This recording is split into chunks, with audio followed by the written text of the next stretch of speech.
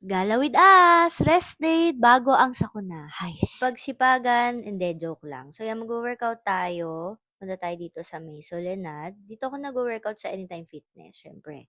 And then, ayan, OOTD. Ayan kami, tinernohan niya ako kasi crush niya ako. And then, yan, nag-stretching tayo. Mag 30 minutes na ako na treadmill, tapos siya magbubuhat lang siya. Kasi, pa 12 o'clock na to, nagugutom na kami.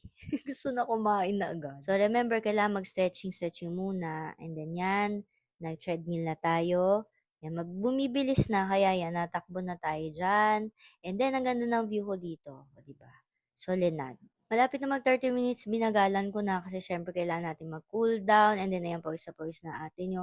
And yung makeup ko, ayan, pakak pa rin ang blush. And ang maganda dito, may shower sila, kaya magligo muna tayo para hindi tayo muy pawis pag gumala pa tayo. And ang ganda ng lighting dito, at saka malaking salamin. Then yan, kakain na kami. Dito kami sa Jiangnan. May bagong bukas dito sa Santa Rosa. Kaya weekday kami nagpunta kasi madaming tao pag weekend dito. And ayan siya, medyo tapat ng arcade at saka paseo. Tapos yung building niya dun sa Mega yung favorite ko, Resto. So, examination ulit pag Jiangnan. Wala nga pala silang lamb. Hindi ko alam kung lahat ng branches wala na, no? Sold out din yung fish roll niya. So, yun. Bakit wala? Favorite ko pa naman yun. So, yan. Pwesto na tayo.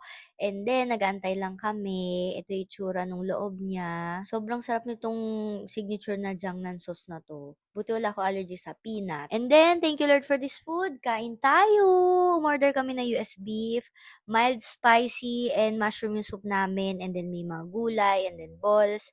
And then, ayan, kumakain na si ate girl. Ngayon na lang ulit kasi kami nakapag-date talaga. And na-miss namin Jiangnan, buti may malapit na sa amin. And ganito kami kumain. So, chopsticks, and then ibababad namin ng kaunti. Ayaw kasi namin ng overcook. Tapos sasawsaw namin doon sa Jiangnan. So, sobrang sarap. Natakam na naman ako. Medyo nakakangalay yung kalan kasi ang taas. Ibang branches kasi nakalubog siya sa table. So, ayan, masarap yung quail egg. Lagi kayo na-order. Ang favorite ko dito is yung plum juice na hinahaluan ko ng tubig kasi sobrang tamis niya. Malamig din pala dito, hindi na ako nag-handheld electric fan kasi sobrang pawisin ko. Meron din silang seaweed, so sobrang yummers, and then naparefill kami ng soup. Hindi ko na tinikman yung dessert nila, may halo-halo tsaka may ice cream kasi gusto kong magkape. So, yan. Bili tayo ng kape. Binibili ko yung barista na may white mocha. Minsan 2 pumps or 3 pumps. Depende sa mood. Uuwi na tayo. Ang sarap humigop ng kape habang ganyan na itsura ng view natin. Thank you Lord sa iyong creation.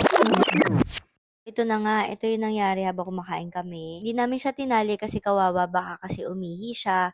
Meron kasi siyang tinitake na gamot na pampaihi. And also, saglit lang naman kami, malapit lang naman. Pero since naka-recover siya, makulit na ulit siya. So, ayan, may sinilip siya, then nalaglag siya. Hindi niya natuon yung kanyang binte. Kaya pagdating namin, nasa isang side lang siya, tapos sinawag lang niya yung tail niya, tapos umiyak na siya. Take note guys, hindi to umiiyak, kaya sobrang nag-worry kami. Tapos nakita namin nga na parang nabalian or na-sprain siya. And then, chinek ko din kasi sa CCTV. Iyak talaga siya pag ginagalaw. So, ayan, pumunta na kami sa vet agad. Buti na lang may nag-accommodate sa amin kahit fully booked sila. So, ito siya, femoral luxation or yung hip dislocation wherein yung thigh bone niya hindi na nakalagay sa hip socket niya. The options are surgery or ima-manual siya ibabalik.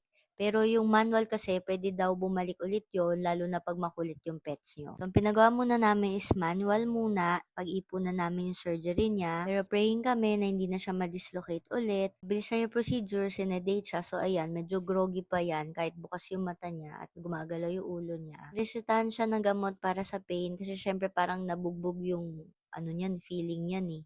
Tapos sinave yung kamay niya kasi nilagyan siya ng hep lock. So ngayon okay naman siya, nakawiwi tsaka pupo na rin siya at hindi na rin masakit pero inaalalayan pa rin namin. Get well soon our baby, Kyra!